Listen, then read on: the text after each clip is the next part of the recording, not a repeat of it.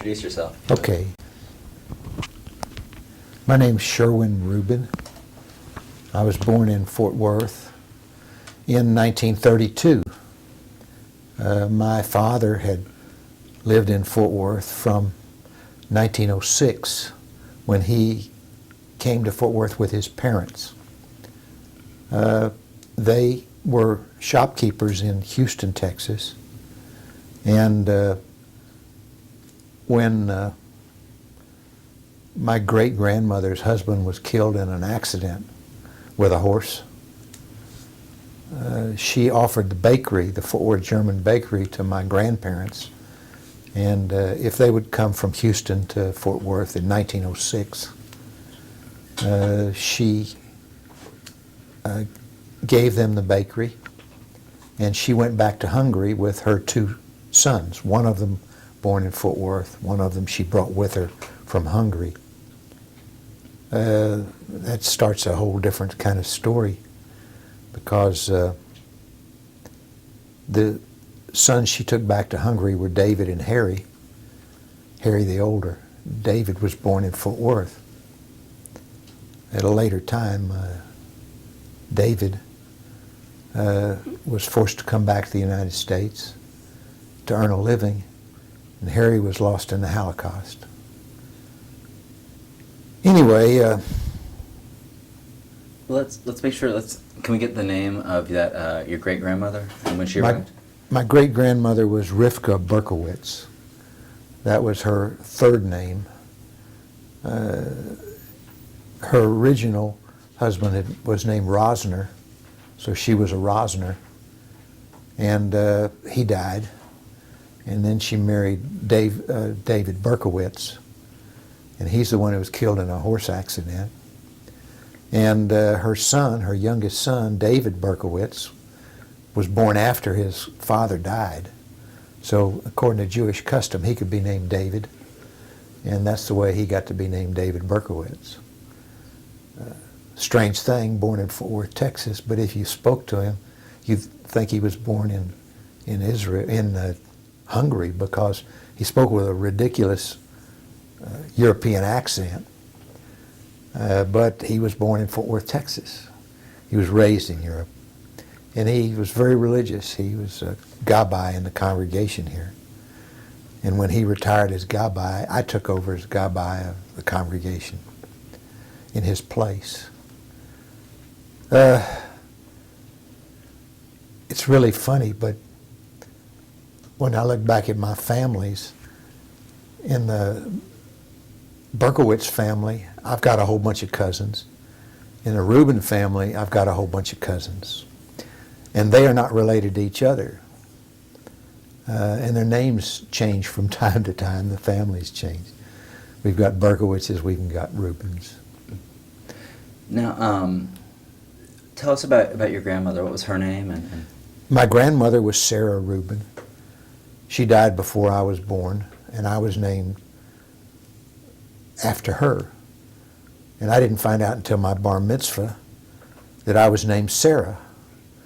They asked what was my Hebrew name when I went to get my bar mitzvah training. And I said, Sarah Rubin. And they said, no, Sarah's a girl's name, so you have to have a different name. So they named me Shraga, which got a lot of laughs when I was living in Israel, because Shraga is a funny name. Actually, it's funny in America. But anyway, I was named after Sarah Rubin. She died when she was in her 40s. There's been a lot of heart trouble in the family. Sarah had 5 sisters and 2 brothers. And most of them lived in South Texas. We have relatives in El Campo. We have relatives in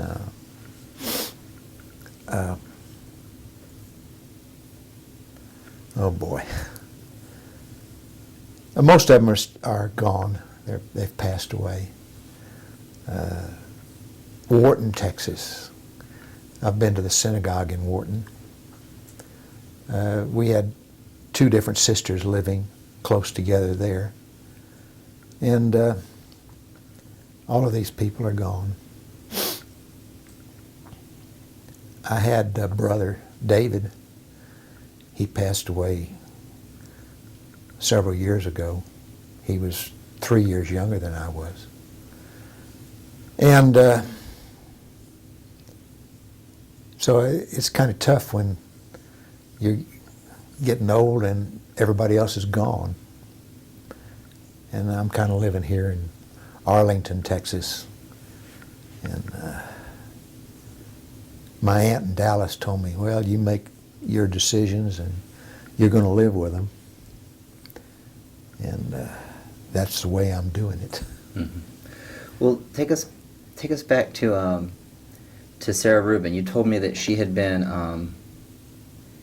that when your great-grandmother came, that she left some of her children in Houston and she came up to Fort Worth. Is that correct? She left all of the girls in Houston to find husbands. And that would be Esther married Ben Oshman. They lived in El Campo. Ella actually married a Fort Worth man, Dave Carson. They started Carson's Delicatessen, which is still here. It's not Jewish owned anymore.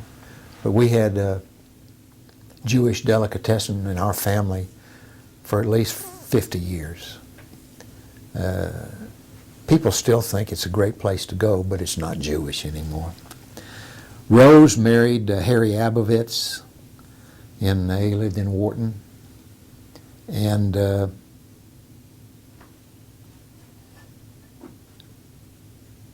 then there was a brother called Lieb on the entry papers said he was born in 1898. Actually, that was a woman named Lily, and the paperwork is wrong. And Harry Berkowitz, who was only 8 months old when they came from Europe. Can you imagine bringing 6 children on a steerage in a boat to come over here? It must have been terrible. It took weeks, and no sanitation, and I can't imagine living that way. But it says Rivka was 30 when she got here in 1892. No, that can't be. Why would that be?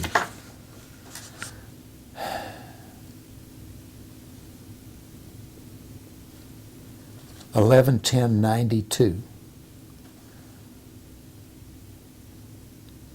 Says they arrived in 1901. That's a mistake. I don't know what it means. All right. Well, when did they arrive? They arrived in 1900. They arrived in 1901. Okay. That was just after the terrible flood down there. Have you heard about that? It was a disaster. It killed 6,000 people in Galveston in 1900. The New York Jews who were paying to bring all these refugees over here thought that there were too many Jews in New York City, and they simply diverted the boats with the Jews from New York City to Galveston. And Galveston became a port of entry for a lot of Jews. There's a lot of history about the rabbi in Galveston who took all these people in and saw to it that they were taken care of. This is very close to the time when the big storm was there in 1900. I mean, this is the next year. And if you go down to Galveston now, you can see evidence where they've actually raised the whole island up 4 feet. And all the buildings had to be raised, and then they built a seawall. And there are not many Jewish people left in Galveston.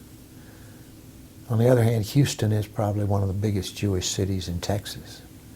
My daughter still lives there. She went to school down there at Rice and never left. She and her family live there. God, there's so much history. Yeah, it's all right. We'll work through it slowly. So, let's introduce, so Sarah Rubin, who was her husband? Oscar Rubin. And do you know about how he got came to be in Fort Worth? Yeah, Oscar Rubin had a brother who was a peddler. And when Oscar was a teenager, he was traveling with his brother. They'd come down on the train from New York and rent a wagon and a horse and travel over Texas. And their modus operandi was to trade pots and pans for butter and eggs, and then go into town and sell the butter and eggs for cash. So their farmers didn't have any money to buy these things, so they traded them. And then that's the way my grandfather met my grandmother. He was selling butter and eggs in Houston, where she was in indentured servitude, about 13 years old, working in a Jewish family's kitchen. And she saw him as a chance to get out. And she married him at the age of 13. In those days, I guess they didn't have any laws about that. And she never was happy with him. She eventually divorced him. And she died at a very young age. She was only in her 40s when she passed away. My father, Ben Rubin, and his brother, Harry Rubin, actually were raised in the household with Dave Carson and Ella Carson, his aunt.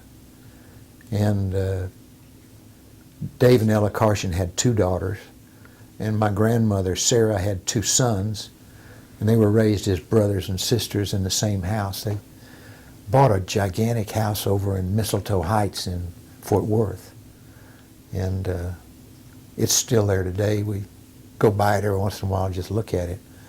It had a living room as big as this house, and I've got a picture over in the hall of the whole family taken in front of the fireplace there. But so much went on. Ella's daughter, Sadie Mae, married Isidore Garsick, who is a rabbi, and he became the rabbi in Fort Worth, and they lived here over 36 years before he decided to move on to something else. Her other daughter, Betty, married a guy named Abe Applebaum, and they continued to run Carson's Delicatessen for the next 40 or 50 years. Each one of these people had more and more children. It just spreads out. Well, what about, did your dad ever tell you about his life growing up in Fort Worth? Oh yeah, I heard lots of stories about growing up in Fort Worth. My father dropped out of school when he was 11 years old, I think. This puts you into the First World War, and all of the men went to the Army, and he stayed to help. And he rode a bread wagon with his daddy, delivering bread from the bakery. And he tells a lot of funny little stories, like his daddy got a bath every Saturday. He'd go to the barber shop and buy a tub of hot water. And he would take his bath and then let my father take a bath after that. And he says it was the greatest time in the world when his father came home with a bathtub on his wagon, and they put the bathtub outside the house because there was no room for it in the house. And they would take their baths outside. They have to take kettles of hot water out and make a place to take a bath. I can't imagine today taking a bath outside, but that's what they did. And then my father talks about the red light district in Fort Worth. His father would drive through there, and all these women would yell at him and offer him to come in and stuff. My daddy says to his daddy, "Well, why don't we go in and see him?" And his daddy said, "Well, no, it's a business. They don't really want it. They don't really want us. They just want the money." And he told another story about they would go to the stockyards, and they would set up at lunchtime and the people working in the stockyards would buy bread from them and make their own sandwiches. And they did it by dipping the bread in cottonseed oil. I would never thought that was edible, but it was evidently some kind of delicacy that the workers would dip their bread in cottonseed oil and eat it. I'm sure it has nutrition to it, but we don't think about cottonseed as being nutritious now. But he tells a story about they had a big flood in Fort Worth, and they were on the north side at the stockyards when the flood came. They could not get back. And the only thing was there was a bridge with the railroad on it, so they hired a stable to take care of their horse and took the train home from the north side. Had to stay home until the flood went away, and then they went back. But, you know, I think it would have been nice for my father to spend so much time with his father. And he must have loved his father, because we hadn't seen him in my lifetime in the Depression, and he had gone up to Connecticut and gotten married and had 3 children in Connecticut. And my father brought them all back to Fort Worth during the Depression and put my grandfather up in business at that time. And it's a long time ago. What kind of business was your grandfather in? He had what's considered a junk shop. Nowadays, it looks like you see in yard sales and stuff like that. He was always giving me stuff. I had to go down there to see him, and he'd give me tools, old tools and stuff. And it was on a rough part of town, and he had to fight. I mean, Jews had to fight all the time in those days. And when my grandfather was 75, he got in a knife fight with a guy and got his throat cut, ended up in the hospital. But then he went back to work. He didn't drive, never did drive, and he'd go to work on the bus. Things were tough. I remember a Passover service at his house. He made wine. First time I ever got drunk. And he'd buy these grapes and make wine and then serve it for Passover. And man, it was sweet and good, and I drank a lot of it. I must have been 6 or 7 years old. Boy, I got sick, and I didn't drink again until I was 30.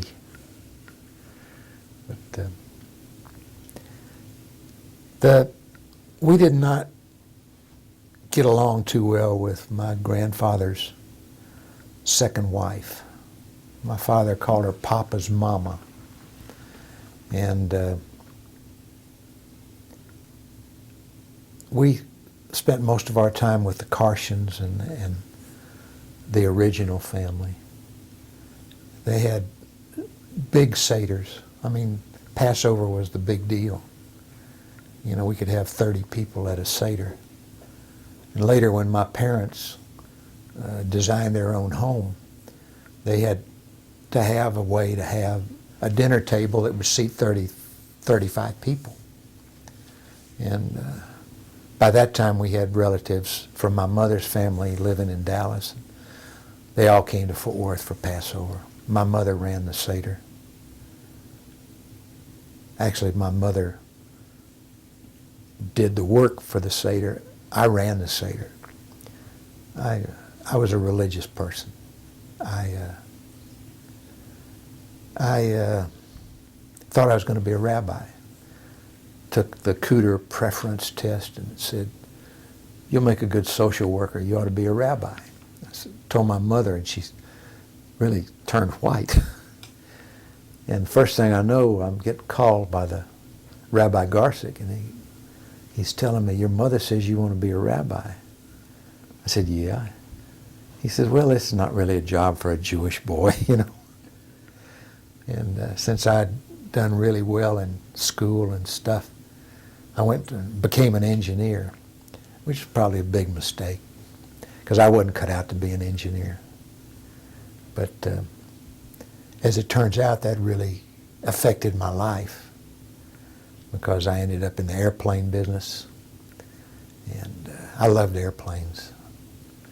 I eventually became a pilot and an instructor pilot, and just as a hobby. And I worked for General Dynamics, which was an airplane company. And I worked for 20 years with them and quit. They, you know what we got? We got a situation now where we're in perpetual war. And that's because so many companies get rich on war. We don't get anything out of it. They take it all. But General Dynamics was stealing money from the government, and I quit. And I went to work, and a friend of mine had an airplane, and we flew around the country building shopping centers. After about 3 years, we got into a situation where interest rates got up to 22% in 1979. And General Dynamics came to me and said, would you be willing to go to Tel Aviv and open an office over there? I said, I think I would. So I went to Tel Aviv and opened their first office. And I stayed with them until I retired in 1993. Anyway, the Jewish community. I graduated from Texas A&M as an engineer and went to Dayton, Ohio in research and development. And I was a mechanical engineer on a nuclear reactor, 10 megawatt nuclear reactor up there. And I was only in for 2 years. I intended to come back, and General Dynamics was building a nuclear airplane. And I was hired to come down and work on their nuclear program, which was wonderful for me because they were willing to pay me twice what any other engineer was making out at A&M, so it was a good deal. Of course, we never did make a nuclear airplane. You see what happened in Japan, you can imagine if a nuclear airplane crashed, you'd have to build a fence around it for 120 years, which is what they're going to have to do in Japan. But anyway, I had a lot of fun at General Dynamics. It was very interesting a lot of times and very frustrating at other times. But I've had a problem working at General Dynamics because you guys don't believe me. You don't believe what it was to be a Jew in Texas for sure. I was a member of Mensa. My IQ was about 154, and I knew everything about that business and how to run it and everything else. And I never advanced. I was doing the work of 3 people, and they were happy to have me do that work. But as far as me being a supervisor, it wasn't ever going to happen. Anyway, it was the same thing. You know, we skipped a whole bunch about me growing up in Fort Worth. Yeah. I grew up in Fort Worth. In my confirmation class, there were like 5 girls and 3 boys. And by that time I was 15 years old, and in school there was only 2 Jewish boys, Marshall Hillman, who just passed away last year, and me. And we had to fight all the time, you know, picking on dirty Jew, you hear it all the time. And we just had to fight them. And you hurt them bad and they leave you alone. But that's a different thing than the way things are now, you know.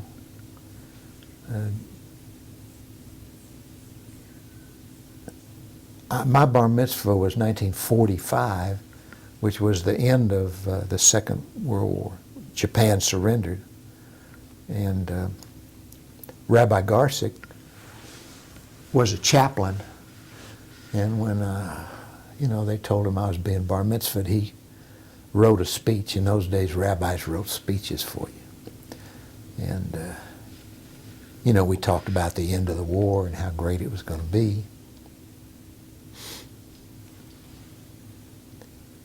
But he eventually came back to Texas and became the rabbi in Lufkin, Texas, which is way out west.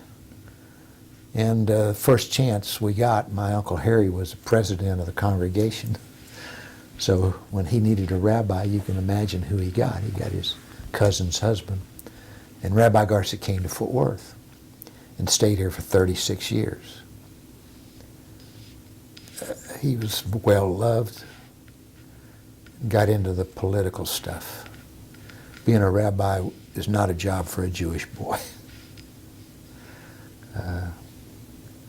Rabbi Garsick, who the whole community loved, got into it with some people at the synagogue who wanted him to do something. Of course, he said, you can't do that. And they didn't want to hear it, and they just got rid of him. I don't know whether it was a marriage or what it had to do, but, you know, these people get in charge of things, and then they do whatever they want to do. But that's getting ahead of my story. Let's go back, and what were you going to talk about? I was going to talk about my Jewish life in Fort Worth. Yeah. Okay. I got married while I was still in college. I was going to a Jewish camp in Hendersonville, North Carolina, called Blue Star. That was the first year in Hendersonville. And I was in BBYO, I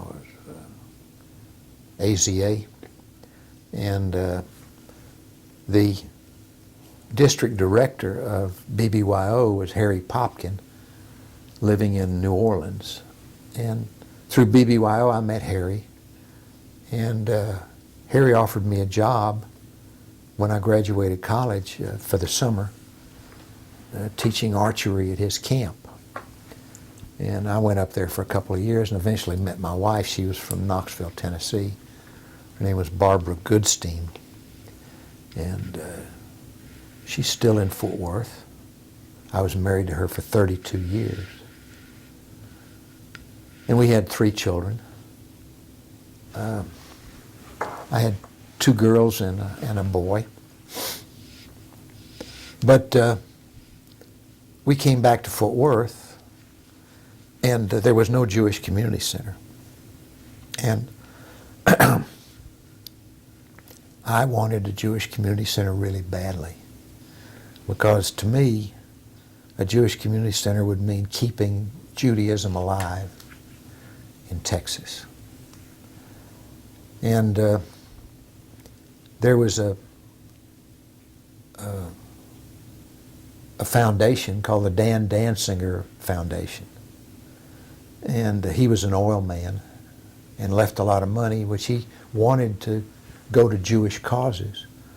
So some of the people got them to agree to pay for a Jewish community center in Fort Worth.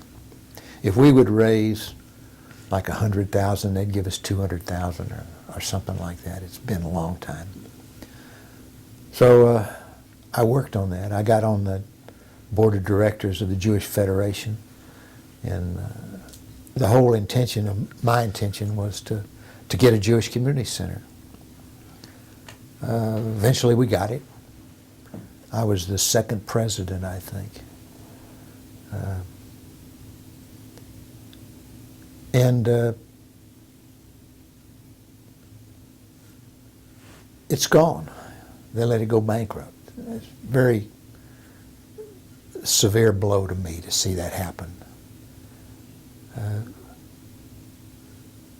There was a funeral this morning of Madeline Barnett, and her husband Lou had said to me, "Sherwin, we don't need a Jewish community center. All the Jews have swimming pools in their yard."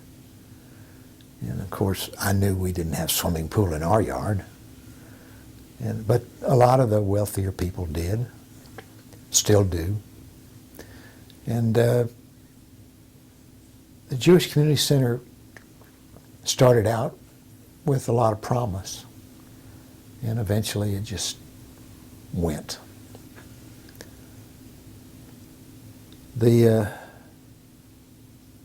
I was involved in a lot of things. I was Young Man of the Year in 1972, and I was a Jewish Man of the Year in 1985 or something like that. So, I mean, I was very active. Like I say, I was Gabbai after David Berkowitz. But I just kind of got burned out, and I don't even go to services. I've noticed that Shavuos is coming up Thursday. They're going to have a Yizkor service, and I feel a little guilty about not saying Yizkor for my parents. I mean, there was a time when I was going to services 7 days a week, and morning and evening, and I don't even go anymore. I give money to Ahavas Shalom, Beth Shalom here in Arlington, the congregation in Fort Collins where my youngest daughter lives, and Chabad. I support them all, but I don't want to go. I don't want to go. I pay them so I don't have to go.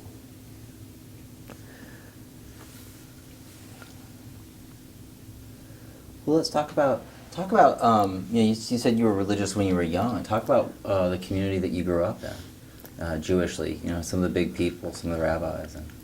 Well, of course, before Rabbi Garsick, I remember Rabbi Blumenthal, who happened to also be a recycle. He was also a teacher when my father was a child, and they didn't get along very well. My father, my uncle, myself, my son, we all had ADD probably, attention deficit disorder. And we couldn't stay in school. My father couldn't stay in school. My uncle couldn't stay in school. I wouldn't have stayed in school if they hadn't whooped me. And I got whooped a lot because it just wasn't our thing. We just couldn't sit still. And nobody knew what ADD was.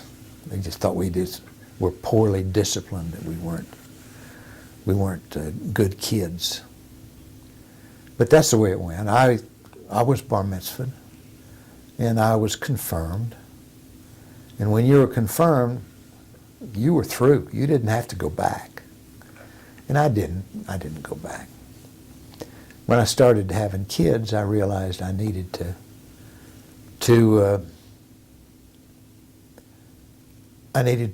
have a religion, to pass on the religion.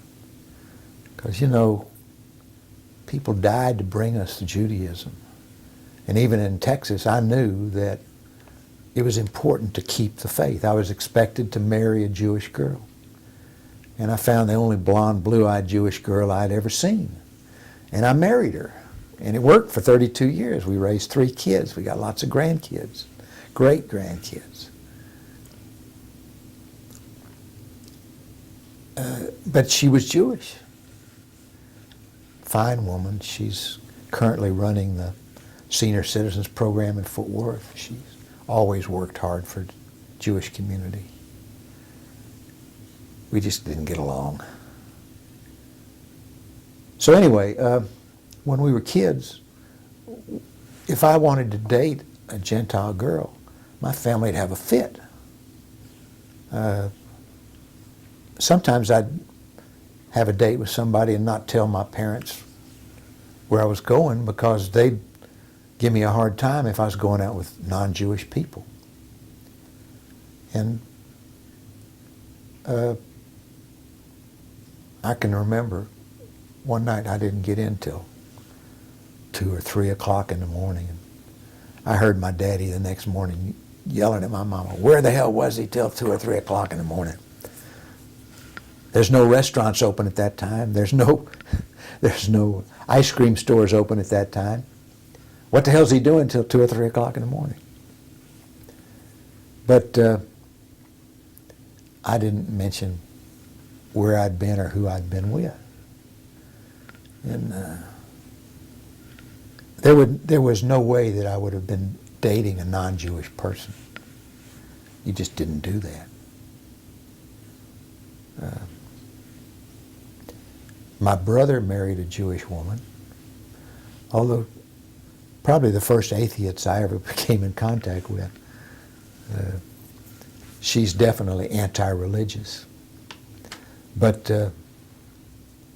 for the most part, we knew what was expected of us, that we were going to marry a Jewish person and raise Jewish kids and keep the faith, because people died in the Holocaust to bring us this Jewish religion. And I became very active in Jewish organizations, B'nai B'rith, Temple Board, the Synagogue Board, and all these things. And eventually I just got tired and quit the fight, because there's always fights. Last night, Monday night, Sunday night, we had a congregation meeting, and people argue and fight. It's unbelievable. It's not a pleasant experience.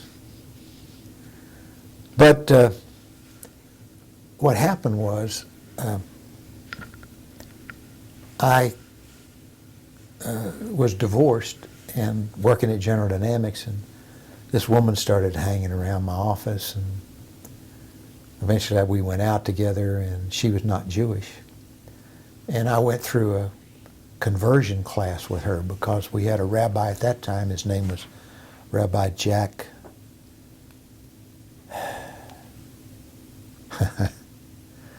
Rabbi Jack. I forgot. But he was the best teacher I've ever seen. I didn't like him as a person. He lied like crazy. He told me that he led a minyan on bicycles going down the road in davening. And I know you can't hear anything when you're on a bicycle going down the road. But nevertheless, he was the best teacher I'd ever seen. And he converted the woman that I was going to marry.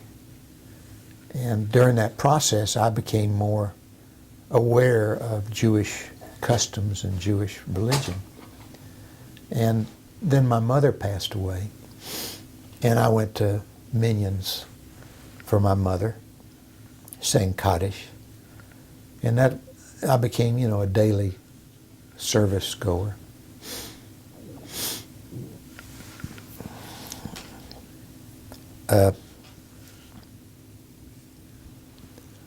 Fort Worth's kind of funny for Jewish people. You've got people who are very observant, but the people today who are observant were not there when I was there. Of course, a lot of them are dead. I know maybe 2 or 3 people that I used to be friendly with when I was there. But for the most part, they're gone.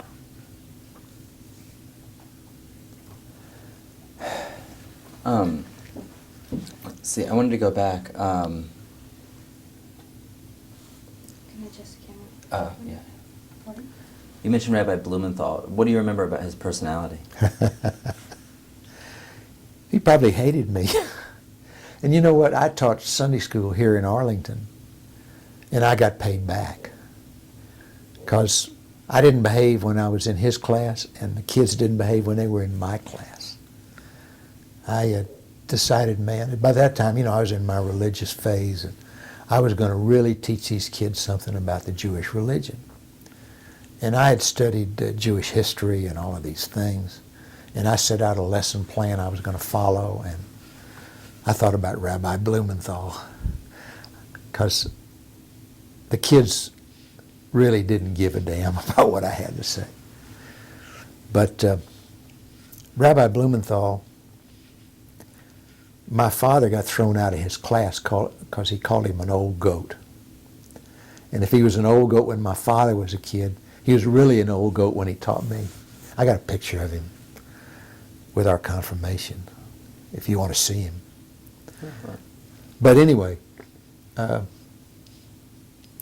don't remember anything about services from that time, because we went out Friday night, and the conservative synagogue service is by rote. You go through these Hebrew prayers and you don't understand a word of it. When I went to Israel, people thought it was really funny that I could read Hebrew, but I couldn't understand it. I mean, you're just saying sounds. Baruch atah Adonai. Don't know what that means. And that's the way it was all the time I was a kid. I heard this noise, and I didn't really understand it, and they didn't relate to me in any way. Later in my life, it didn't really get that much better, but I became more skilled at going through the service, reading the Torah and that sort of thing. But we never understood what it was. I used to look at the Reform prayer book, Gates of Prayer, which they don't use anymore. But Gates of Prayer had some beautiful imagery and poetry in it about the same subjects that I've been praying all my life. But you don't understand it until you see it written out the way they were doing it. The Reform people, from my way of thinking, had the best way of handling Jewish life in America. There was a political thing, because more or less the really snooty people were members of the temple, and we were the run-of-the-mill people were the shul. Of course, a lot of people at the shul had money, but for the most part, the money was at the temple. And the money is still at the temple. If you look at their building, did you see it? The temple is a beautiful building, and they've had some wonderful benefactors to build that. And they've got a good rabbi who's been here forever. He's a really great guy. The shul has not had that problem, not had that luck. The shul is a disaster. We just voted for a new rabbi last night or the night before. But it's a political disaster. It's kind of like the United States Congress. Of course, they say if you got two Jews, you got three opinions. I didn't want them to build the synagogue that's there now. I fought against it. A guy reminded me just the other night of the fights we used to have. I said, why should we build a memorial on Hewlin Street to the Jews that used to live in Fort Worth? I said, before we move out to Hewlin Street, we ought to clean up our act here. We were on 8th Avenue at that time. And there was a lot of dissension in the congregation and a lot of trouble and stuff. And I said, our problem is not a building. Our problem is the congregation. Let's pause real quick. Ready? Let's see, where were we?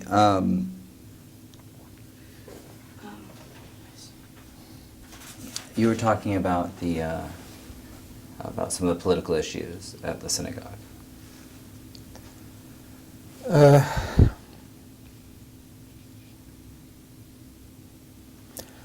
You know what Lashon Hara is? Well, I hesitate to say too much about that. you don't speak bad of people. It's like the rabbi who tells the story about this guy spread a rumor and went to the rabbi to ask for forgiveness. You know the story? Go on. Well, the rabbi gave him a pillow and says, take this out to the front of your house and break it open and then come back and see me. So he takes the pillow and shakes out the feathers, and the man comes back to him and says, okay, I did it. He says, okay, I want you to go back now and pick up every feather. And if you pick up every feather, I'll give you forgiveness. And the guy says, it's impossible. He says, that's what Lashon Hara is. If you spread a rumor, there's no way to bring it back. And that's the reason you don't do that. So I think I'll just not get into anything like that. Fair enough. I did have a question. If there's a way to answer this question without doing so, what was your objection to building the current synagogue? The problem is we didn't have a strong Jewish community. We didn't have a committed religious basis for doing it. So what I said is that, you know, we need to start getting more younger people. We need to start getting a more committed Jewish community before we go building a building somewhere. And they thought if they built a nice building that it would bring in more attention, more people. It didn't work that way. It couldn't. But that's another story. Okay. Well, let's go way back. I want to ask about some things. So, initially, when your parents were married, what kind of business were they in? Oh, that's a good one.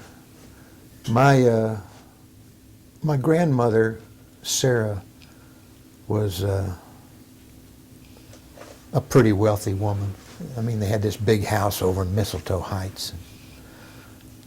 She had a tremendous amount of rental property and stuff like that. And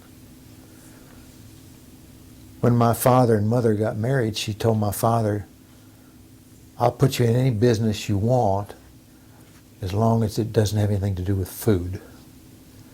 Because she was in the bakery business and Ella was in the delicatessen business.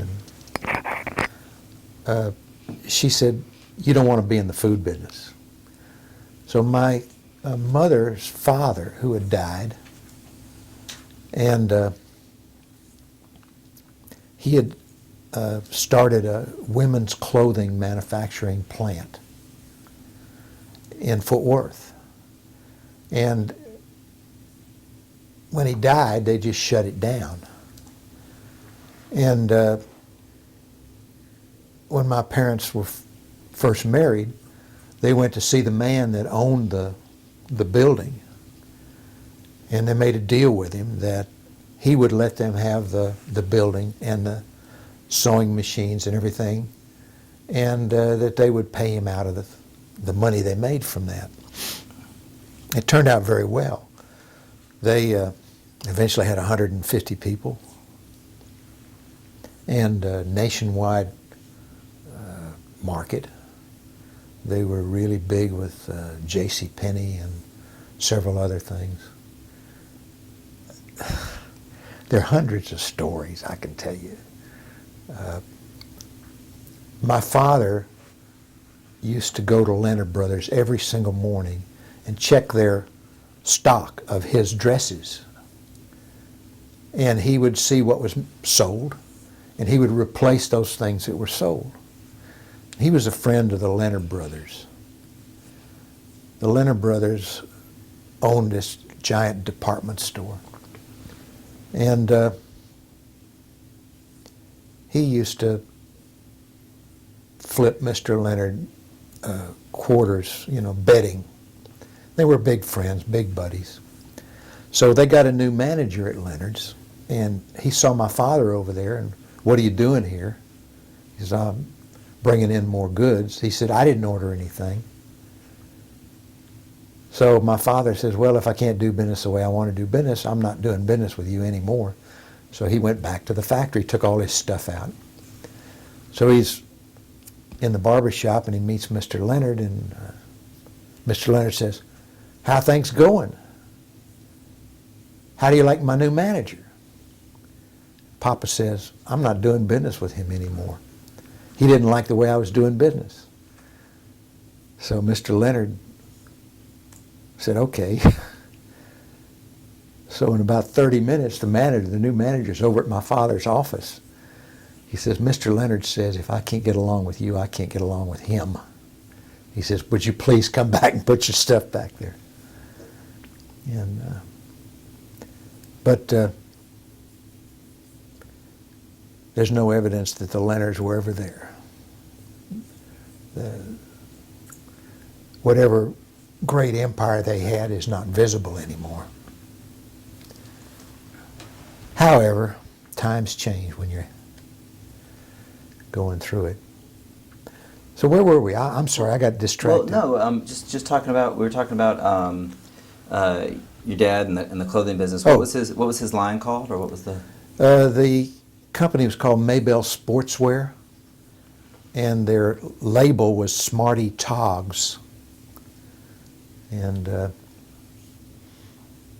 what happened was in the 50s, my mother lost 4 siblings to heart disease. And my father was afraid that she worked very hard. My mother actually ran the entire business. My father got sick in 1935, 36 with an intestinal problem, which today we call irritable bowel syndrome or something. I don't know what it was. So he never did a damn thing except be the social guy, you know, the glad hander. My mother ran the entire company, and that's one of the reasons she wanted me to be an engineer. I wanted to be an industrial engineer and come over and take over the factory. So while I was still in school, they had a problem with the union, and in those days things were different than they are now, and the union picketed our house, and it was nasty. As a matter of fact, my Uncle Harry, who was a big hunter, had a shotgun, and he brought the shotgun over to my daddy's house and said, I want you to keep this gun around here because these people are bad. And my daddy says, I don't want a gun in my house. And my uncle says, come on, it's got a safety on it and it can't hurt you. And he pulled the trigger and blew a hole in the ceiling. And my dad says, get that damn gun out of here. I don't want to see it anymore. But anyway, they decided that they didn't want to be in business anymore. They didn't want to put up with that anymore. So they just shut the doors and sold the equipment to somebody else. He happened to be a salesman of theirs, and he took everything over to Granbury, Texas, and he reopened the company with the same name and the same accounts, and he became very wealthy there. And with me, I told my mother, I said, you know, don't worry about me. I'm going to earn a living. I'll be okay. And same thing with my brother. My brother was a stockbroker, and he made a lot of money that way. And, you know, I was comfortable. I raised my kids and educated them all. But, you know, it was intended that I was supposed to run a manufacturing company. What about your parents' kind of social lives? What were they? Oh, God, they were beautiful. You know, things were beautiful in those days. There was no television. So the community entertained itself. There was going to be a dance usually once a week in different places, down in the hotels downtown or in the synagogue or somewhere in the, it was a Jewish community because you weren't allowed to join a country club. The country clubs, none of them allowed Jewish members. And As a matter of fact, the Leonard brothers started Colonial Country Club. And I actually offered to let my father in there, and my father said, you know, I'm not going to be there the only Jew. And he wouldn't join. But my brother's in-laws were kind of a new generation. They were temple people. He was a outstanding orthopedic surgeon. His father-in-law, Louis Levy, he married Rosalind Levy, their daughter. And the first thing they did was give my brother a membership in Colonial. He was a big golfer. And I told him I'd play golf when I got old. I still haven't got old enough to play golf yet. But anyway, the social life, these parties and dances and things, people entertain themselves. And there was no television. We listened to radio. But B'nai B'rith was a big thing. The men's club at the synagogue was a big thing. The men's club at the temple was a big thing. And then my father actually was a mason. In those days, you kind of needed to do that for business. So there were different orders of the Masonic order. And the 32nd degree didn't require you to accept Christ. So the Jewish men were 32nd degree Masons. They were able to do that. But that was a big thing. You almost had to be a Mason if you were a shopkeeper or a businessman or something. You wore that pin, you wore that ring, and it was kind of a way to do business. It was required. And today, you know, the Masons are having the same trouble that the synagogues are having. People stay home and watch television. People do their own thing. And times change. I think it was a happier time. There was more support for families. When I say support, I mean, you know, you had an automatic community. When I went to Dayton, Ohio, I joined a congregation up there. I had an immediate family. I went to Singapore, and I had an immediate family. The Jewish people always stuck together and stood up for each other. And it just doesn't work that way anymore, you know. People get along without the synagogue. And I don't know, I think it was a happier time. Well, tell me a little bit about, can you tell me a little bit about your time at Texas A&M? Yeah. My time at Texas A&M was a little different than most Jewish people. Most Jewish people in Texas didn't go to Texas A&M. It was a boys' school. There was only 6,000 students there, no girls. And the Jewish people wanted to go to Texas and belong to fraternities, and the girls wanted to be at sororities, and it was a big social thing. I was a swimmer, and they wanted me to go to A&M to be on the swimming team. So I had friends already down there and stuff, and the coach had invited me down several times, and I went down there not for the Jewish activity. But at A&M they have what's called Hillel. Of course nowadays Hillel's in a lot of places, even in Fort Worth as a matter of fact. But I was a member of the Hillel group down there. And it was really nice. They celebrated the holidays, and they had get-togethers on Friday nights. And our mothers brought down food and stuff for different holidays, and we celebrated it. But again, being Jewish was not an easy thing.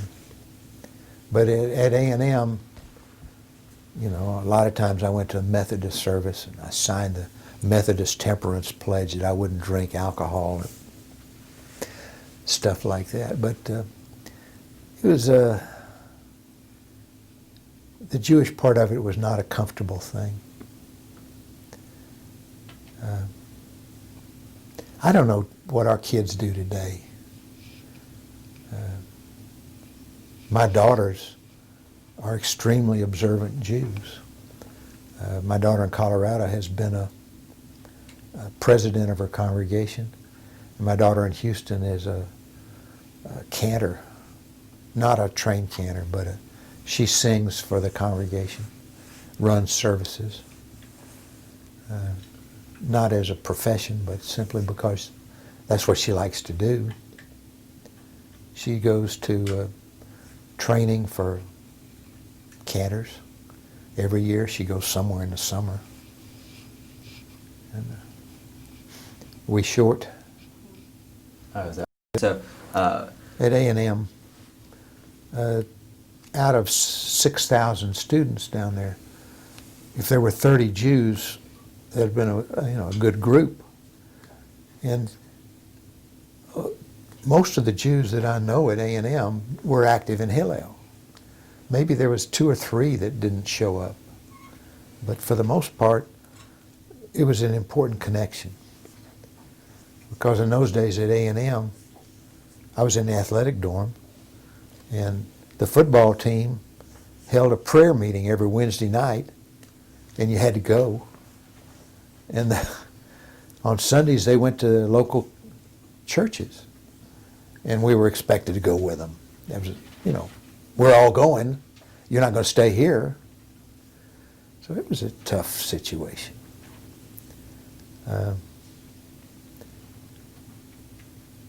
It's always, they say it's tough to be a Jew. And in Texas it was.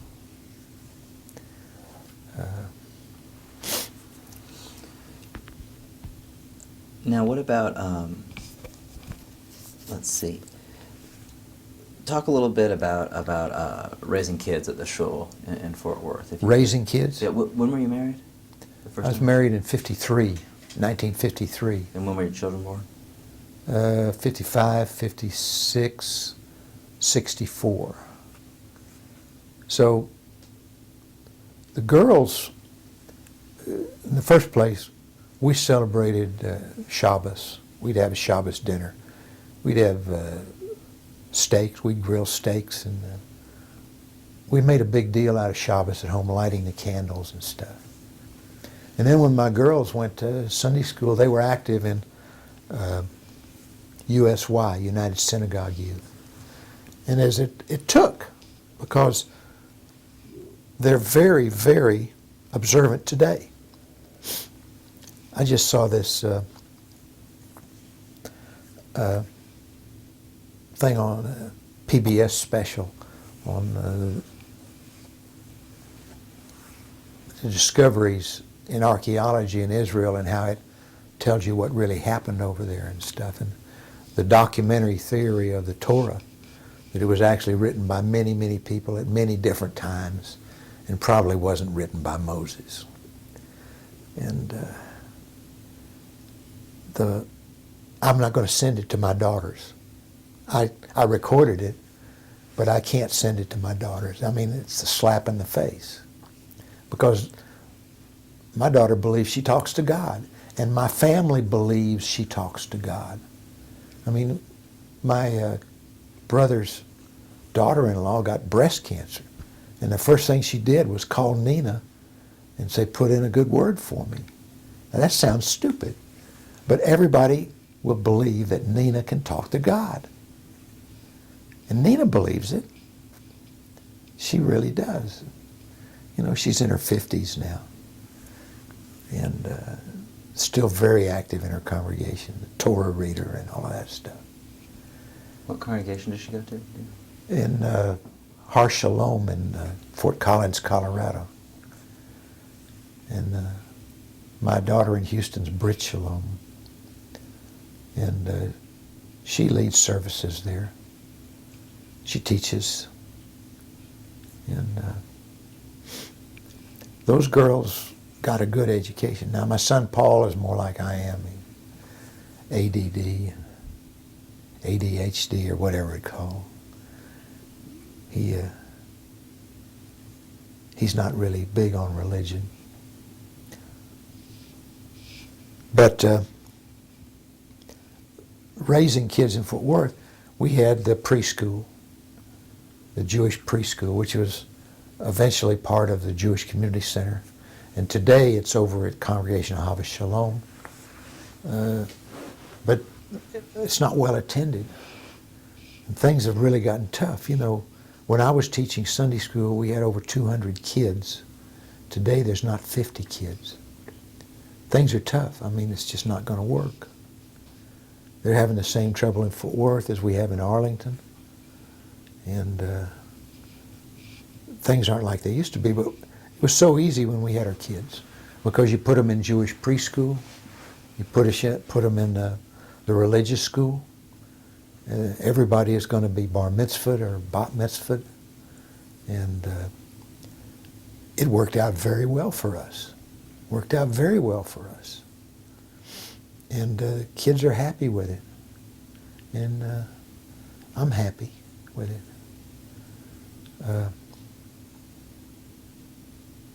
If it had all been left to me, it might not have happened that way. But my wife was really good about the kids. She did a great job. So anyway.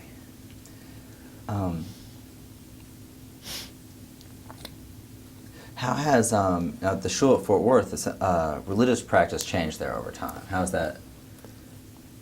It didn't change that much. I got in big trouble when I was Gabbai because I allowed women on the bima. And I lost my daily minyan when that happened.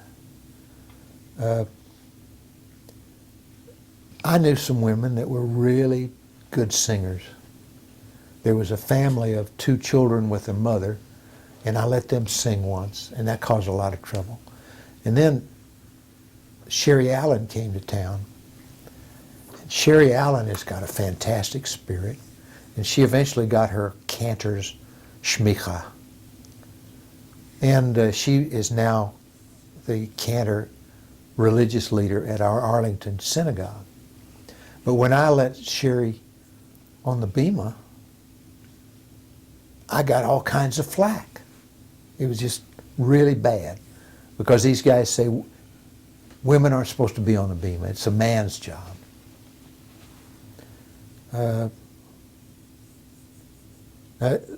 Orthodox don't believe that they can hear a woman's voice. My daughter Janice put out a DVD on Yiddish songs, and I offered the rabbi, the Chabad rabbi, a copy. And he said, no, I can't. I'm not allowed to listen to a woman's voice. I said, well, give this to your wife. And he took it. I don't know whether he ever heard it or not. But Well, I was going to ask, what year was that controversy, or what years were you Gabbai? Do you remember?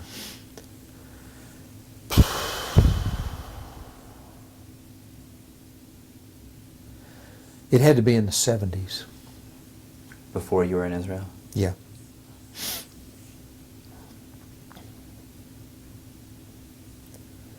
Or maybe it was later. Maybe it was after I came back. But the point is, the conservative people say we don't change. The big difference between Orthodox and conservative, between Reform and conservative, is we drive cars on Shabbos. But that's just a little piece of it. We had a lot of people in Fort Worth who were classic Reform. Do you know what that means? You wouldn't dare wear a yarmulke. You don't wear a tallis. The Reform movement came before the conservative movement. Did you know that? Yeah, I've got a copy of the menu of the graduation class of the first Reform rabbi's class. And they were eating ham, shellfish, all these unkosher things they served at their banquet. And a bunch of the rabbis who were teaching there walked out and formed the conservative movement. And because they weren't willing to go around with classical reform. Well, today, reform is moving more conservative. At our synagogue here, we do the whole service, we sing it in Hebrew, and it's a reform congregation. And we've been able to get reform rabbis who are willing to do that. Sherry likes to bring in new tunes, and I'm not happy with the new tunes. I like things the way they used to be. I was talking to my daughter Janice on the phone last week, and we're talking about a song called V'taher Libenu. And she said that someone asked her what was the most important song that she sang, or what meant the most to her. And she said, I told them it was V'taher Libenu, and I said, that's really strange because that's my favorite. But nowadays you're not going to hear that very often because it's hidden within a different blessing. And V'taher Libenu, V'taher Libenu, V'taher Libenu li'avdecha be'emet. But they don't do that anymore. But we always used to do the old songs. And didn't know what they meant. But we enjoyed them.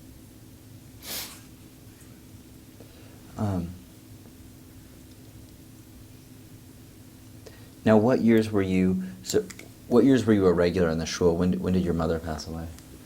Do you remember? Like 1993 or something. And then I was really involved after that.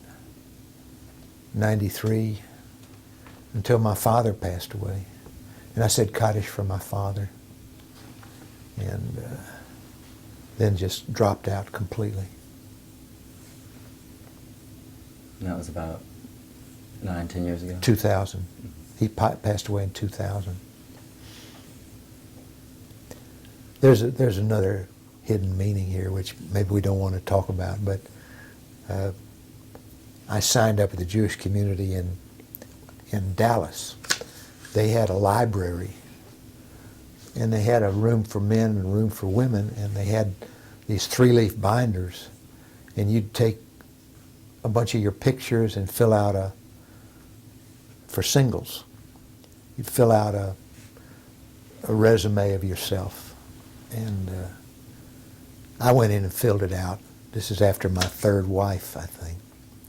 I went to Dallas and filled it out, and I met a lady whose name is Susan Held. We're still together after 11 years. And they don't have that in Dallas anymore because YouTube, not YouTube, but JTube. Or JDate? JDate. And all these Jewish things, people find everybody on the internet. But in those days, there was no internet. Or if there was, it didn't have a dating thing to it. Or maybe it did. It was just getting started.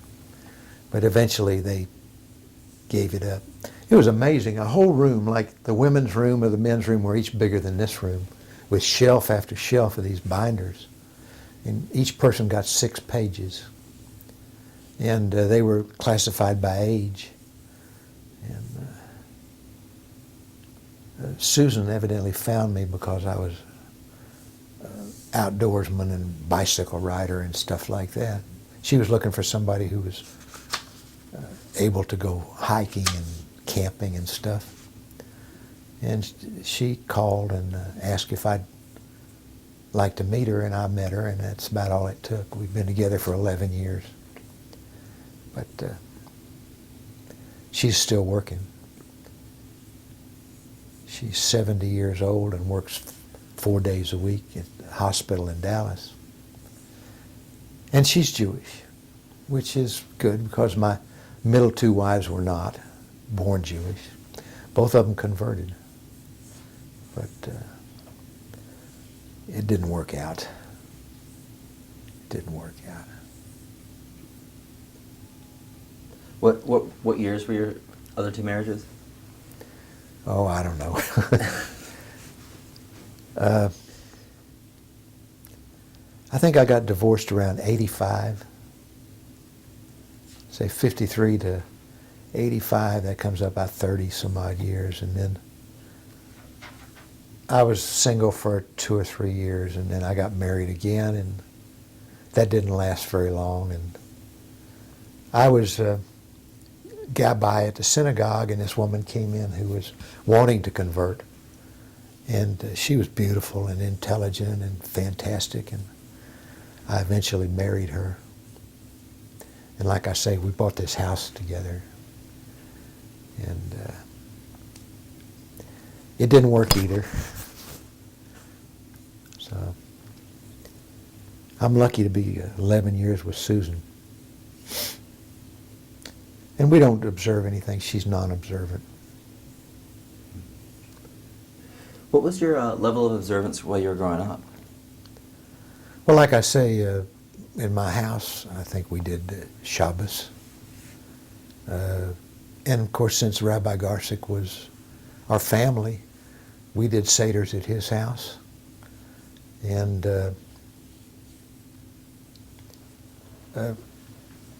it was kind of expected of you. I don't think my father had any Jewish education whatsoever. Like I say, he was thrown out of Rabbi Blumenthal's class. And he never had any interest whatsoever. But he didn't stay in school either. So that's not a good example. But my mother, she was a great Jewish mother. Fantastic cook. We had, even after, my kids were grown, she had everybody for dinner on Sunday night until she died. She got to the point where she couldn't remember which cabinet she kept water glasses in. She couldn't do dinner anymore, so we'd bring in dinner on Sunday. But we always had weekends and Shabbos and things at her house. But again, we thought we were Orthodox when I was a kid, because the most Orthodox thing was Ahavas Shalom. In those days, we had the synagogue downtown on 10th Street. And I can remember the high holidays when I was a kid, we'd go, and a lot of people would get hotel rooms downtown so they wouldn't have to drive on the high holidays. They were not observant during the year, but for Yom Kippur, they rented a hotel room downtown and walked to the services. And I can remember being a kid there. The different things that come to mind, like they'd light candles, memorial candles, and we'd go down into the basement where the candles were and take the wax and chew it. In those days, we didn't have chewing gum because of the war. There was no gum. So we chew on wax from the candles. And I can remember the front of that synagogue had these high columns on either side of the steps. Have you seen pictures? Mm-hmm.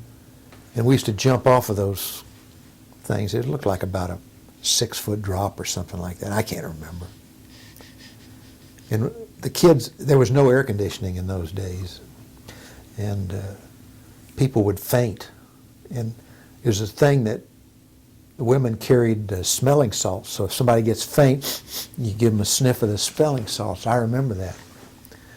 And I remember, the only ventilation, we're talking about September in Fort Worth, it wouldn't have been unreasonable to expect a 100-degree day for the holidays.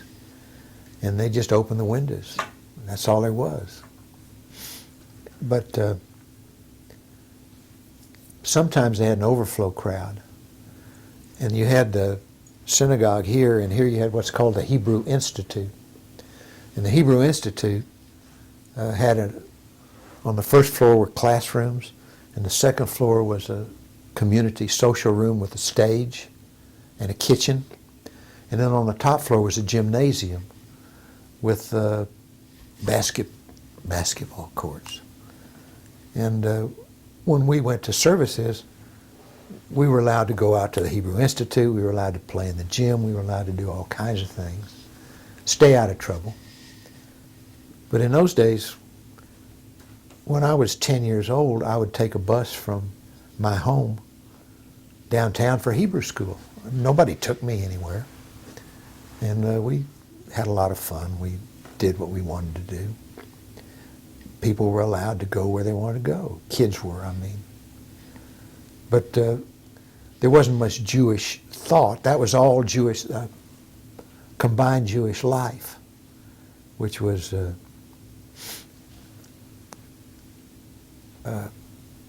it's all a part of being Jewish. The going to services, going to dinner at the congregation, all of these things, and dances. They had parties and dances there. I remember when I was a kid taking a date to a dance at the Hebrew Institute. I remember playing basketball in the gym. There are not many people left from that group. I don't know if anybody mentioned Easter Ravinsky. He's actually my nephew's father-in-law. My brother had 4 children, David Rubin, and he had 4 children. And his daughter-in-law was Issa Ravinsky's daughter. She was a sweetheart of AZA, and his son Robert was the beau of Reuben Gilbert. I mean, the BBG. And they got together as kids, and they eventually got married. And she's trying to keep up what my mother used to do in Dallas. We're invited over there for all holiday dinners. We have Seder's over there, and we have Rosh Hashanah dinner over there. And I think it's really great that, you know, the children, the grandchildren are keeping up the tradition. Well, did we get some history on your mom's family? Do you know about her parents? And My mom was born in Toledo, Ohio. Her father was Bernard Steinberg, and his wife was Eva Steinberg. Eva got tuberculosis, as did one of her daughters. Jeanette got tuberculosis. And they took them to the Jewish Lung Institute in Denver, Colorado. And that's where my grandmother died. Eva Steinberg died in Colorado. And Oscar Steinberg came back to Texas and opened this garment manufacturing place in Fort Worth. And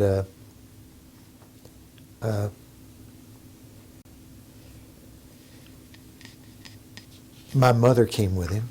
Some of his older daughters were already married. They went back to Toledo, or they stayed in Toledo. And they're all dead by now.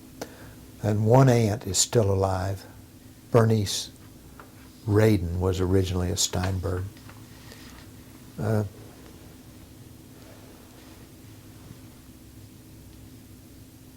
My father was really socially inept. And he didn't ever date anybody. And my mother was living with her father, and she was working. Everybody worked. In those days, they'd work until 10 o'clock Saturday night, and then they'd go out. And they'd go out to the casino ballroom, and they'd go to movies. They had movies in those days. But we can't imagine how much those people worked. You know, my father would get up at 4 in the morning, and he'd work till it got dark, selling bread. And he had a friend who wanted to introduce him to a woman. And he said, okay. He didn't understand what dating a woman meant. Here, you know, he's, 20 years old, and he didn't date. Very bashful, I suppose. I don't know. So he met my mother, And he probably fell in love with her pretty quick. But he wouldn't ask her to marry him because he didn't have self-confidence in himself. And my grandmother, Sarah, was always on him saying, why don't you marry that girl? You're dating her. You're going out with her. You're wasting her time. Why don't you marry her? And my dad said, oh, I don't know. I'm not, blah, blah, blah. So my grandfather died. Bernard Steinberg died. He was saying his morning prayers. He was wearing his tefillin and his tallis. And he just died in the chair while he was saying his morning prayers at home. So my mother told my father, well, I can't be by myself here. I'm a single woman. I'm going to have to go to Toledo and live with my sister. Would you come visit me in Toledo? He said, hell, I ain't never been out of Fort Worth. I ain't going to Toledo. So he went home and told his mother. He said, well, you don't have to worry about that girl anymore. Says she's moving to Toledo. And my grandmother said, you stupid idiot. Here. And she took her ring off. And she says, you take this and you give it to that girl. So my father took the ring and walked over there to where my mother was, and he knocked on the door, and she was sitting in there. He said, my mother told me to give you this ring. And my mother said, does that mean we're engaged? He says, beats the hell out of me. So he said, from that time, my mother told me the story. From that time, my father had nothing to do with nothing. Because he had a new car, and his mother and my mother went down to South Texas and did the tour to meet all of the relatives in South Texas. My grandmother bought her a complete wardrobe and made all the arrangements for the wedding, and you'll see, they had a formal wedding and all of that stuff. My father had nothing to do with it. He just went along for the ride. But there's no question he loved her.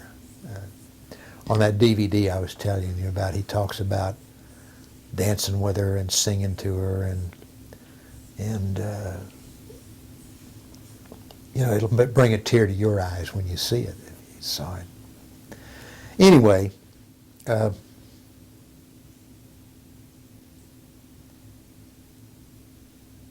guess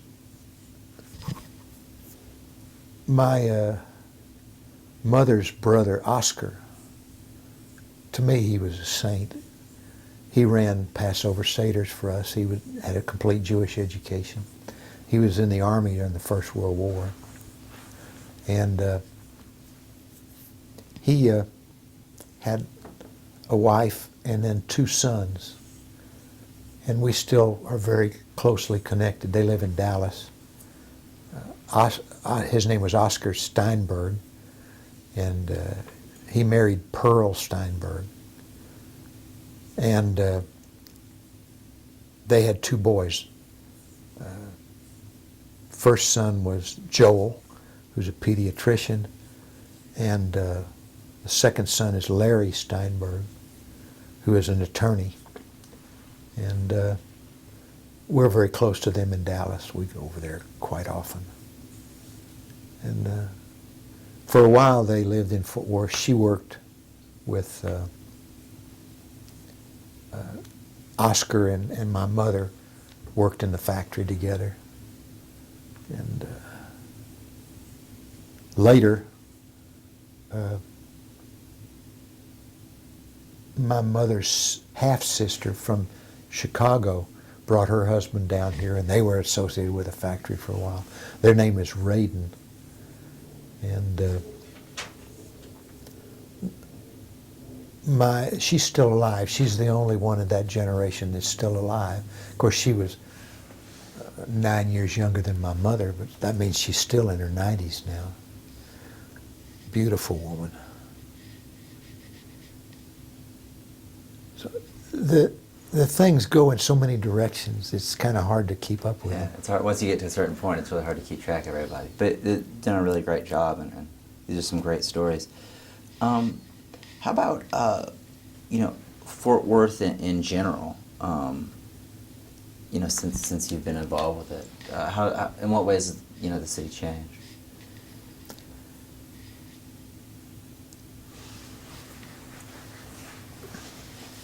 Say even from like when you were a kid to when you were a young adult. It's been tough for newcomers. The old Fort Worth people didn't quickly take in newcomers. And this didn't show up as any kind of a real problem. But, for example, when Tandy came in, I don't know, have you heard of Tandy? I think so, but just go ahead and explain it. There was a guy named Charles Tandy who was an unbelievable guy.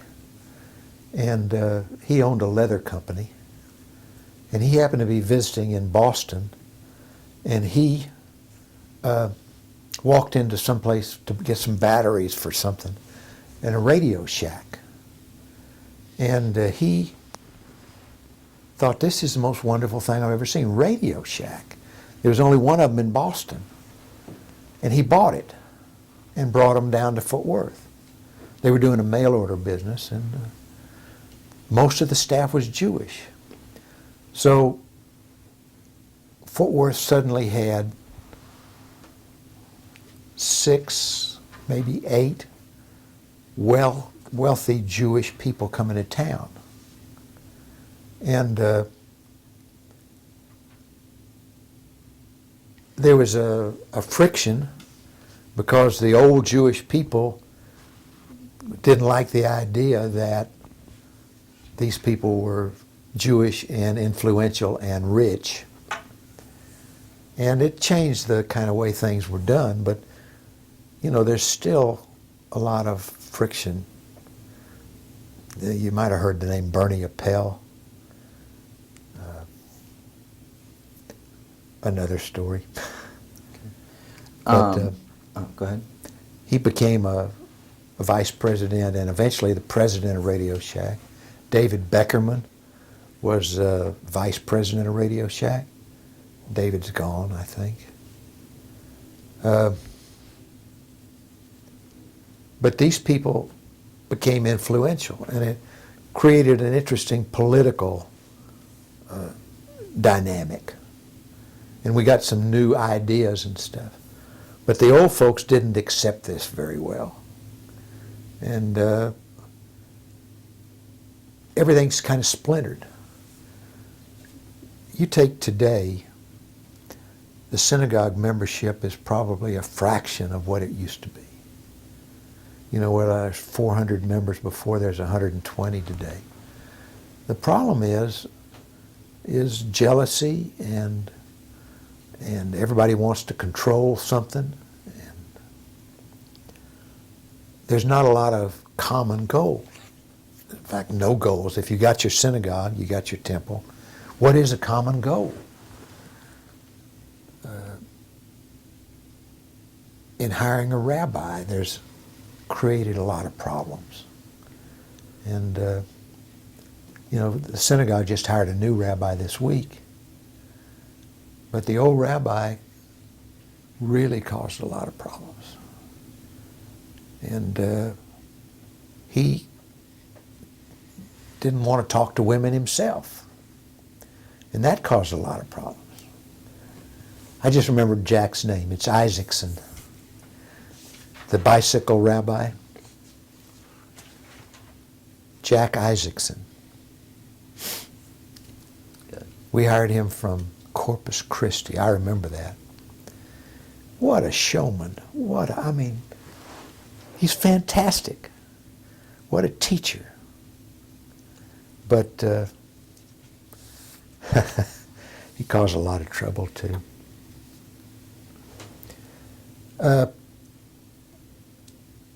We don't have congregations anymore. we don't have what we used to have. And a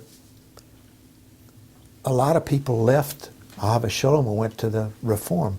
My family, my cousins, joined the temple. You know, when my father was around, he belonged to both the temple and the synagogue. And they made him mad. They came and said, well, you can't belong to both. He says, if you don't want my money, forget it. Because he was a member of the synagogue. But it was that kind of thing. He was willing to pay to be a member just so they could have his money. And they said, no, we want you to be a member and not a member over there. He said, well, I'm not going to do it. But I don't think my grandfather knew anything Jewish. Oscar Rubin, you know, he was, like I say, he was on his own at an early age. My grandmother was on her own at an early age.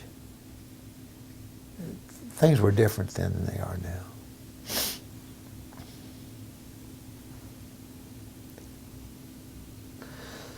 Let's see. We're just going through. Now,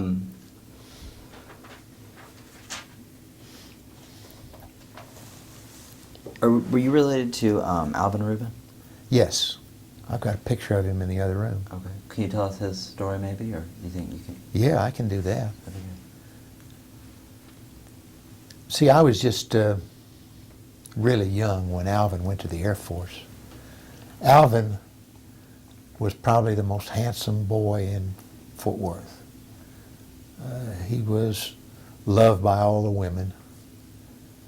But when the Second World War came along, he joined the Air Force and went to pilot school, became a pilot.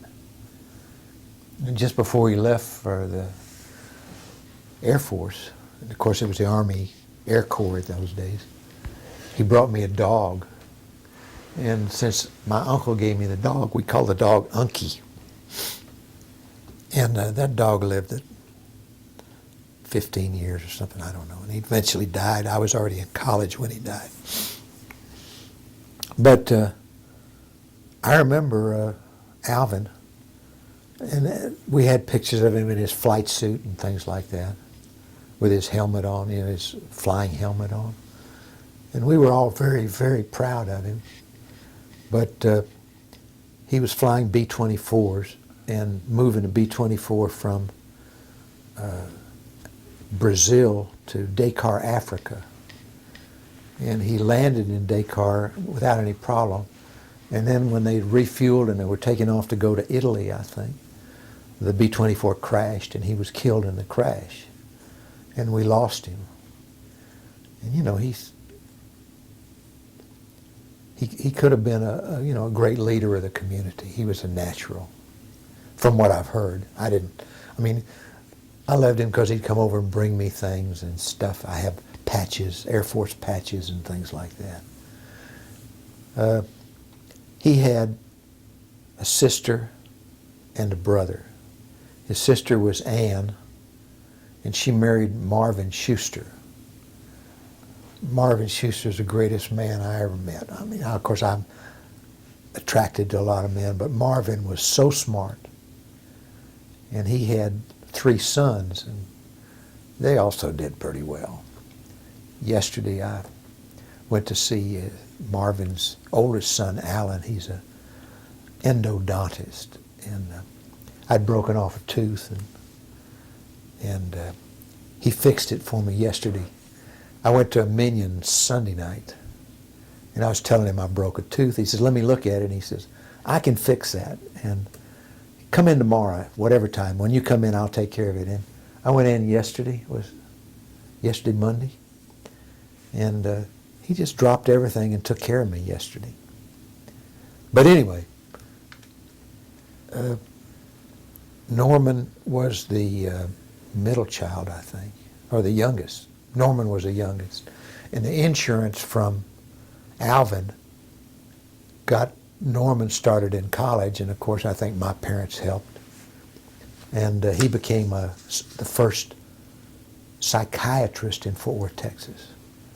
And they just invented it wasn't, I don't know if it was Librium or one of the other tranquilizers. And Norman was a medical, a drug doctor. And he was the first doctor in Fort Worth who could prescribe, what does that mean? Yeah, my hands were just a little sweaty. Go on about Norman, just ignore me. Norman was the first doctor to prescribe these new tranquilizers. And the women just flocked to him and loved him. And he became a multimillionaire. And he started buying properties. And he was suddenly making more money from properties than he was from being a doctor. But he had heart trouble. Everybody in the family's got some kind of heart trouble except me, and now I've got it. And I thought I'd skipped it. My brother died 15 years ago of heart disease.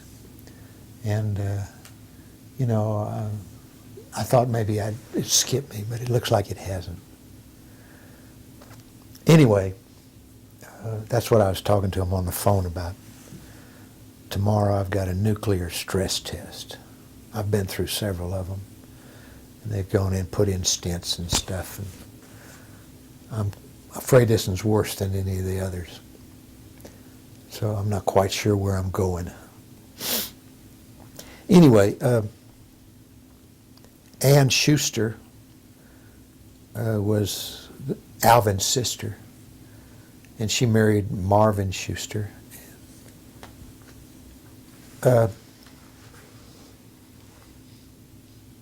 And Norman had a lot of kids, and two of them are doctors. And we were kind of split apart, victim of divorce. And it's kind of funny, the relationships that came from it. Anyway,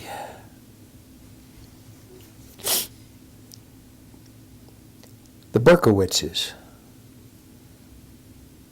David Berkowitz, I told you, was the gabbai. He had 2 sons and a daughter. There's only one of his sons left and a daughter left. Herbie Berkowitz was really active in B'nai B'rith, Mr. B'nai B'rith around town. He had no conscience whatsoever. He'd hit you up for money and it didn't bother him, which made him a really valuable thing in any organization. I never could ask for money. Somebody told me, well, you got to sell the charity. I always collected for the Federation. Always took, lots of cards and talked to people, and it only made me mad because nobody wanted to give as much money as I wanted to give. My own relatives didn't see what I was doing. Anyway, that's another story. Well, let's, where are we on this tape? 42 minutes. Oh, wow. We've done a lot here. Mm-hmm. Well, why don't you tell us a little about living in Israel? I'd like to hear a little about that. Well, I went to Israel to open an office for General Dynamics. And I went to Ulpan to study Hebrew as a language. And I was extremely happy there until they wanted me to permanently move over there, and I didn't want to do that. So they got a new manager for their office, and I came back over here. But this all went on for about 5 years. And it was the best sort of world. I was on a complete expense account, had my own car, and stayed in the best hotels. And, when everybody would come over, I'd show them all around. I became a tour guide. Matter of fact, I don't know if this fits in at all. We had a woman from our St. Louis office who was coming over, and she said, Sherwin, can you take me to be baptized in the Jordan River? I want to be baptized in the Jordan River. I was sprinkled, and all of my friends make fun of me because I haven't been totally immersed. So it's no problem. I take people up there all the time. There's a baptismal site where the Jordan comes out of the Sea of Galilee, and there's always a bunch of Christian ministers up there, and I'll get you baptized. It's no problem. So we had a lot of negotiation. She was handling a bunch of housing negotiations and furniture negotiations and stuff. We ended up working on Saturday, and I didn't get her up there until Sunday morning. And on Sunday morning, all of the Christians are in church. And I said, I'm sorry, I don't know what to do. And she started to cry. And she said, I've got to be baptized. You can baptize me. I said, you're crazy. I'm Jewish. She said, so was John the Baptist. So was Jesus. I said, okay, well, I've seen a movie of people being baptized. I know you hold it over. She says, I want you to make sure that I'm completely underwater, and I want you to say, I baptize you in the name of the Father, the Son, and the Holy Spirit. And that's okay. Then she had this dress that she'd gotten to be baptized in, and I was wearing shorts. And I'm wading out in the water, and I put her down and baptize her in the name of the Father, the Son, and the Holy Spirit. And she comes out, and she's ecstatic. She's in rapture. I mean, she's fantastic. So we go to, she goes to get dressed, and we go over to this Jewish kiosk, they call it, a kiosk. And they're selling certificates of baptism. So I bought her a certificate of baptism and a bottle of water from the Jordan, and I signed it. So-and-so was baptized on such and such a day. Signed it, Rabbi Rubin. And she sent me a letter. I've got a copy with photographs that her friends took of that baptism, and it was quite a day. Then we went to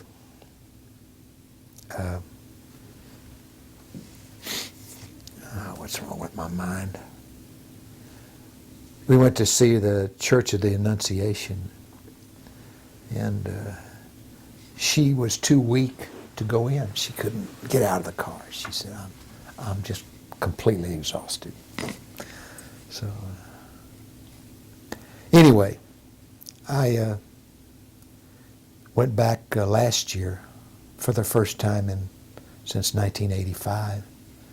Couldn't believe the changes.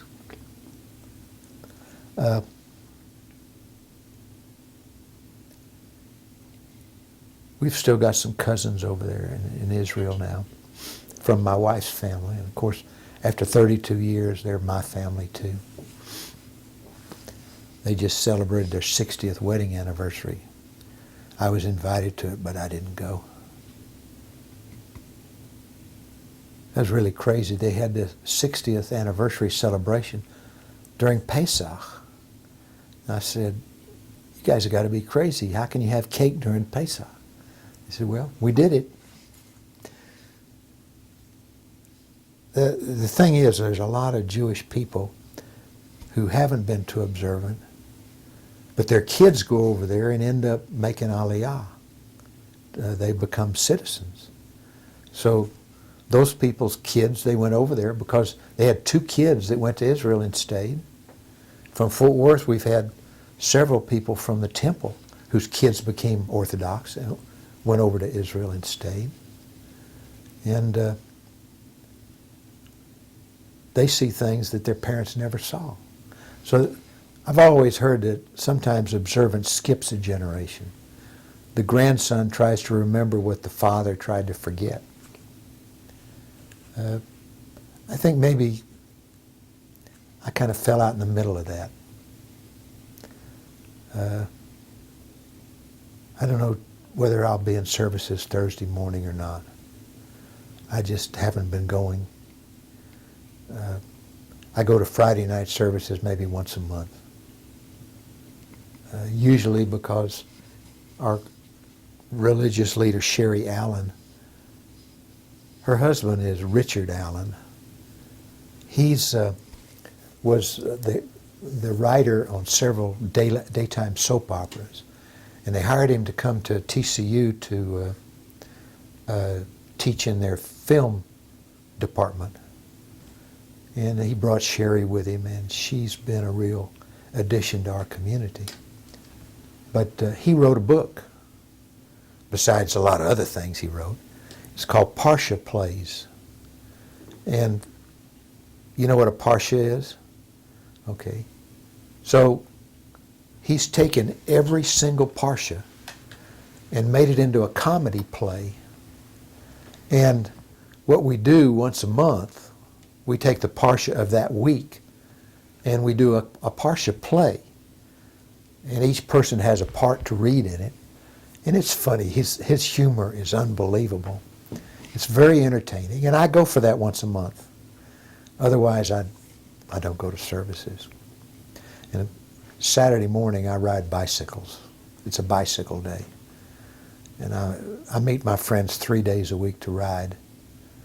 And I don't go to services if I can help it. Mm-hmm. I go Yom Kippur, I'll be in Fort Worth, sitting where my mother used to sit. And Yom Kippur Day, I go to Arlington. And after the Arlington service, I go to Dallas for the break fast. I'm more family over there. But otherwise, I don't go to services that much anymore. Where are we at on time here? 50 minutes. Okay. Well, how long have you been riding bikes? 20 years, serious. Yeah. What kind of bike do you have now? Huh? What kind of bike do you have now? I've got a 7-up. You probably never heard of it. Uh-uh. It's a custom-made bike.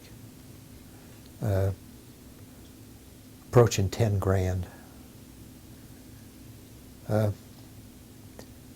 Yeah, I'm slowing down so bad. I've ridden across New York. I've ridden across Wisconsin. Ridden across Iowa, Missouri. But I've given all that up now. And this morning I went out, and where usually I'd be going 40 miles, I went 10 miles today. I'm not well. Sorry to hear that. What was the best? What was the best of those trips? Best bike trip?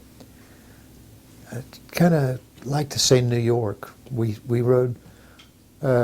We started in Buffalo and rode up to Niagara Falls, which is about a 54-mile round trip. And then we picked up the Erie Canal and rode to Albany. And we stayed in college campuses. And it was just beautiful. It's just beautiful up there. Wisconsin was nice. But it couldn't compare to upstate New York. Is there anything else that we need to mention?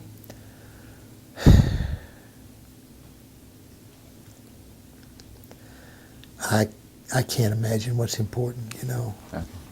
Well, let's. What we'll do is we're actually going to leave that microphone on, and we're going to take. We're going to shoot some of these pictures. Okay. So we've got the. But we'll have you keep that mic on so you can tell us what we're looking at, and I'm going to actually turn on this light.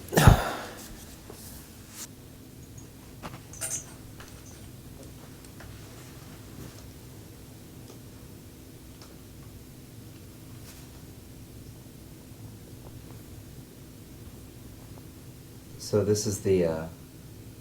Tell us what this is. When my parents were celebrating their 65th wedding anniversary, my daughter Janice put together this book, and that just happens to be one page out of the book. Mm-hmm. And it shows you the newspaper article and the invitation to the wedding. Okay.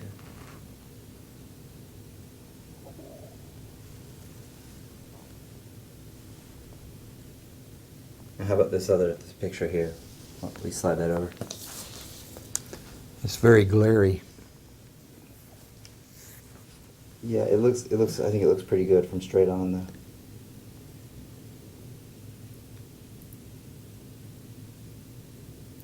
What this is my confirmation. Mm-hmm. There were 3 boys and 1, 2, 3, 4, 5, 6, 7, 8 girls. Most of these people are dead. Now, which rabbi is this? This is Rabbi, we talked about him before. Darcy? No, Blumenthal? Blumenthal. Mm-hmm. And which one of these boys are you? This is me. This is Marshall Hillman. This is Sam Hoffman. Mm-hmm. Bessie Rutlater. Roselle Cools. I don't know if I can remember all of them. No, that's all right. Okay. Family picture. So who's in this picture here? This is me and my brother David, my mother and my father. Ben Rubin, Gertrude Rubin, Sherwin Rubin, and David Rubin. And you're the oldest son? I'm the oldest.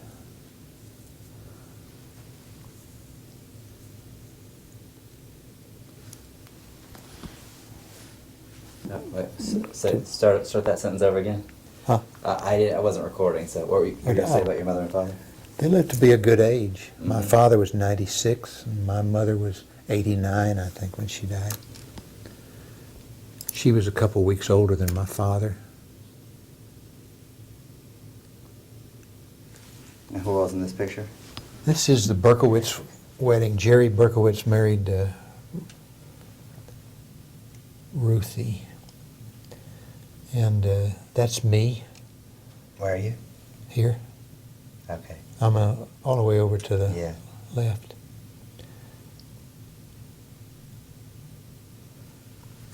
I just saw them this week. Jerry and Ruthie are still alive. Jerry's had throat cancer and he uses one of those talking devices. Mm-hmm.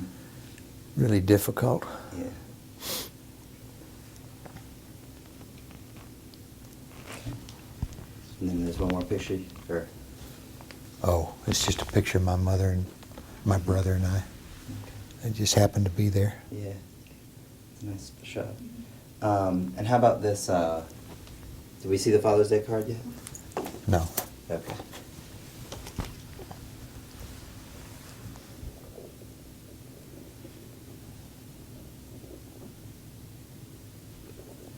Now tell us about this card. My daughter Janice was always, you know, kids make things in kindergarten and bring them home and there's something, but when Janice makes something, it's a production. Mm-hmm. Oh, interesting point I'll make. Janice was still in high school, and she produced an audio-visual show Mm-hmm. for Israel Independence Day. Hmm. And at that time, the rabbi at the temple would not allow an Israeli flag in the temple. So Janice knew that, and she had this boy standing outside with an Israeli flag. Mm-hmm. And at the point in the show where the people were marching in, Mm-hmm. she put the Israeli flag at the front of that column of kids marching in. Mm-hmm. And the rabbi threw a fit. And he had somebody go and grab the flag and take it outside. Which rabbi was that? That was before the current rabbi at the temple. He was Was that Rabbi Shur? Or? yeah, Rabbi Robert Schur. Okay. Ordinarily, I love Rabbi Schur because he was liberal. I mean, you know, and I liked him. But I really did not like his attitude toward Israel. His attitude toward Israel was, if Jews put too much stock in Israel and Israel falls, then what's going to happen to Judaism? Judaism will die because they put all their stock in Israel and Israel dies, then Judaism's going to die. So they had what they called the Council for Judaism. And this happened in Fort Worth. I mean, there was a group of them in Fort Worth, most of them temple members. Mm-hmm. And they did everything they could to prevent Israel from happening. And there were a lot of American Jews in that same group. My parents called them the cancer for Judaism. But that's part of the community divide, you know. Well, anything else we need to touch on, you think, or? I don't know. We've done a good job here, I think. I think we've gotten quite a bit. I feel kind of bad about it. No, there's wonderful, wonderful stuff in there. And some really, really well-told stories.